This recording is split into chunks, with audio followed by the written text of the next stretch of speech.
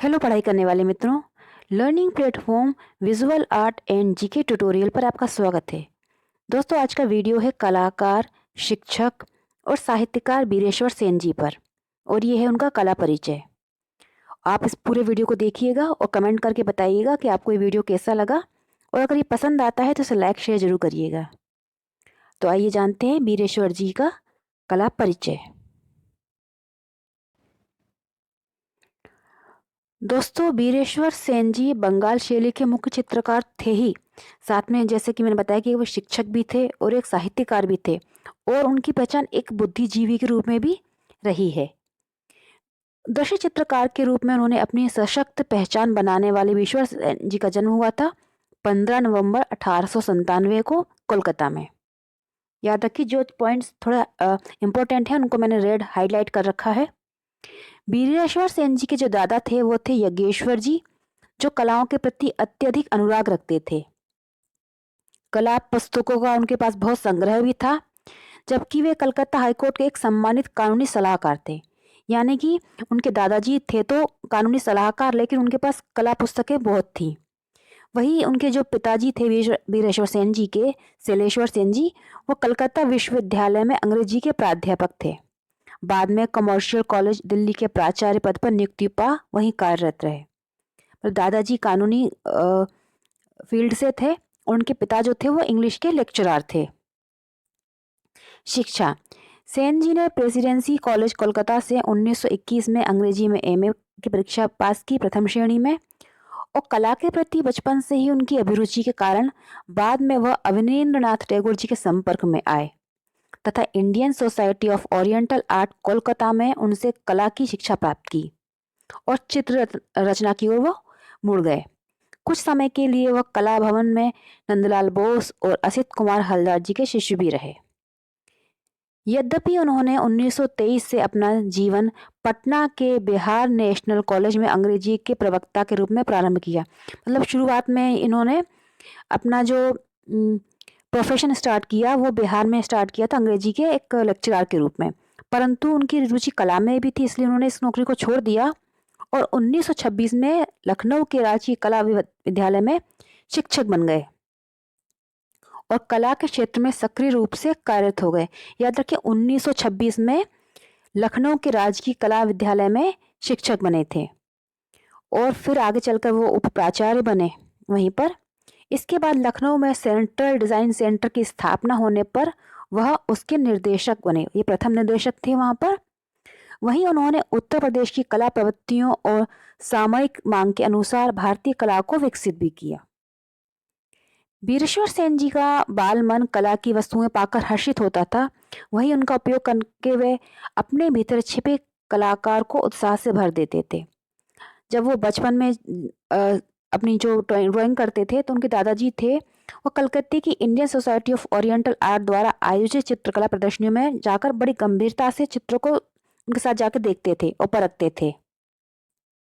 उनकी बनावट बुनावट में अपने आप को लीन कर लेते थे, भले ही उस समय उसमें उन चित्रों को समझने की कोई योग्यता नहीं थी उनमें, फिर भी वे उन चित्रों की रेखाएं, वर्ण, उनका संयोजन, उनमें छिपे कलाकार को विभोर अवश्य करते थे। वे अपलक उन चित्रों का अवलोकन करते थे।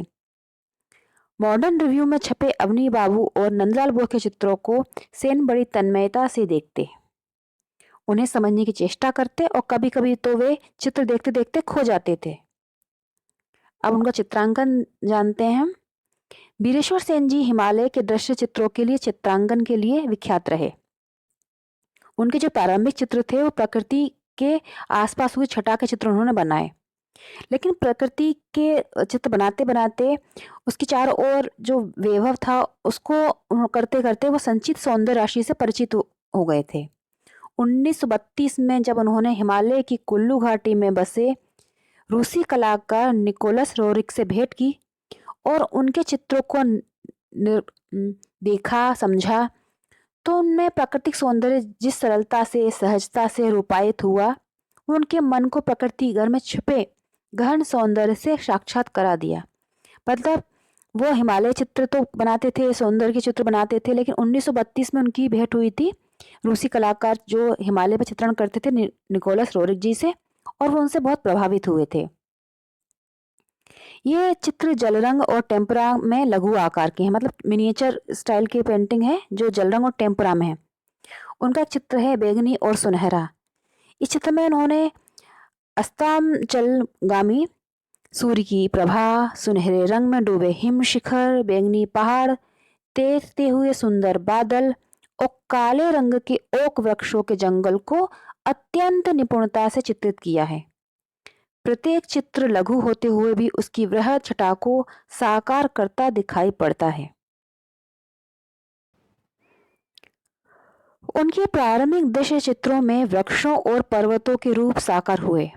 श्रृंगार नाम का एक चित्र है उनका, जिसमें उन्होंने टेढ़े मेढ़े वृक्ष और दूर क्षितिज तक धुंधले से पर्वतीय ओट में सुंदरता लिए हुए अवहट गहनता वर्णों के द्वारा साकार हुई है।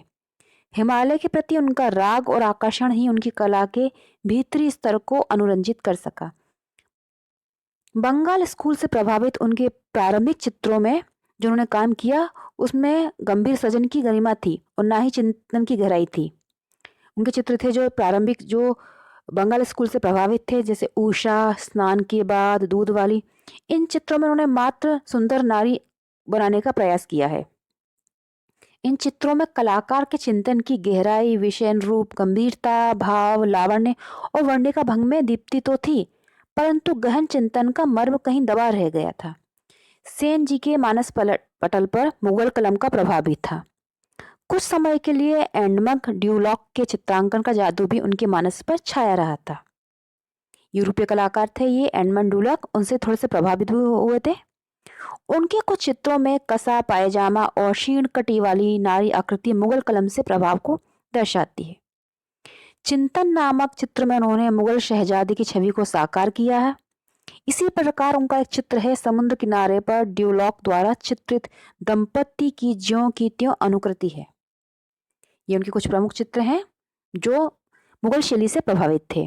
सेन जी ने कुछ सूखे रंग यानी कि ड्राई पेस्टल में भी काम किया है और उन्होंने प्रकृति के गहन सौंदर्य को वर्णों में ऐसे पिरो दिया मानो प्रकृति नटी स्वयं उन अंकनों में आ विराजी हो।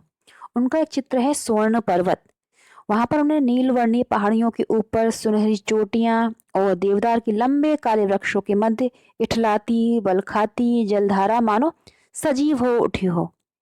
उनके सोते सिंह चित्र में भूरा, गुलाबी और नीलवर्ण बहुत ही सहज कर उपयुक्त हुआ है। उनके कुछ चित्रों का ये मैं आपको डिस्क्रिप्शन बता रही हूँ कि किस किस टाइटल पर उन्होंने कैसे चित्र बनाए हैं। तीर्थयात्री जल रंग में बना उनका चित्र है। इसमें उन्होंने दर्शनार्थ आए यात्रियों की टोलियों को दुर्गम पथ पर चढ़ते हुए दिखाया है। वहीं एक अन्य चित्र नीली पहाड़ियां हैं उनका, जो सुनहरे, भूरे, हरे, नीले वर्णों का अद्भुत समन्वय दिखता है। उनके कुछ बड़े चित्र भी हैं जिन्होंने उसमें दीक्षता दिखाई है और कुछ लघु चित्र भी उन्होंने बनाए हैं। और उनके लघु चित्रों का मतलब है 22 इंच से 15 इंच सेंटीमीटर के जो साइज के हैं, और छोटे अर्थात 5-3 मतलब 5 × 3 इंच के उनके कुछ चित्र हैं। उनके 4-3 के चित्रांकन में अधिकांश भूदृश्य अथवा पहाड़ी दृश्य हैं, जिनमें भूतल पर फैले प्राकृतिक सौंदर्य के चित्ताकर्षक संयोजनों को उकेरा गया है।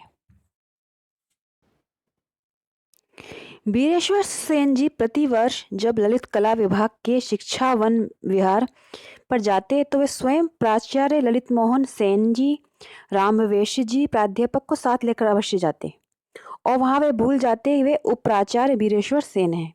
वहां वे प्रकृति प्रांगण में उसके सौंदर्य का रसपान करते, अपने साथ आए हुए वन विहारियों को मनमोजी स्वभाव, घुले मिले अनन्य विनोदी आनंद को परखते और श्वेत कागजी आकार उकेरने की विधि का संज्ञान संवारते। वहां वे योगियों की भांति विचरण करते थे। मतलब वीरेश्वर सेन जी कलाकार होने के साथ साथ ही एक बहुत कुशल शिक्षक भी थे और एक अच्छा व्यवहार वाले इंसान भी थे।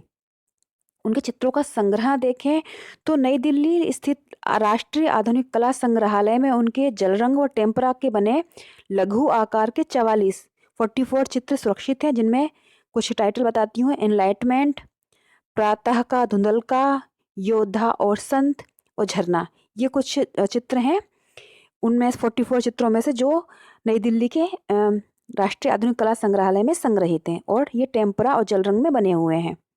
उनके कुछ चित्र त्रावणकोर संग्रहालय में और उनके कुछ चित्र को एक कक्ष भी है वहाँ पर, जिनमें कि दी सोलिटरी ऑन दी सी शोर व देवताओं का सिंहासन आदि चित्र वहाँ संग्रहित हैं। ये हैं त्रावणकोर संग्रहालय में।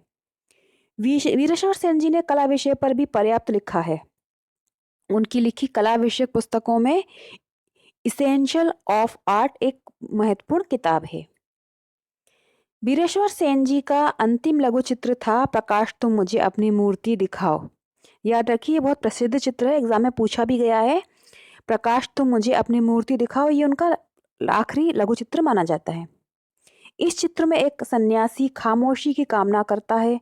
ऐसा लगता है चित्रकार ने अपना ही अवसान चित्रित किया हो और चित्र की पूर्णता के कुछ दिनों बाद ही 10 सितंबर 1974 में उनका देहांत हो गया।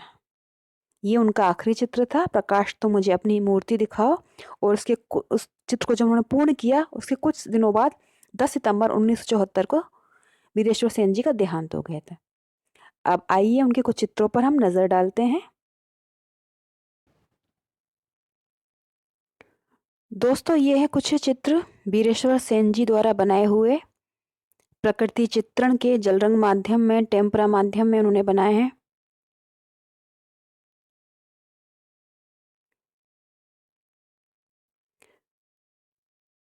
प्रकृति की गहराई को उन्होंने बहुत बारीकता से, बहुत सरल शब्दों में, बारीकता होते हुए बहुत सरल शब्दों में, बहुत सरल रंगों में बखूबी बताया है।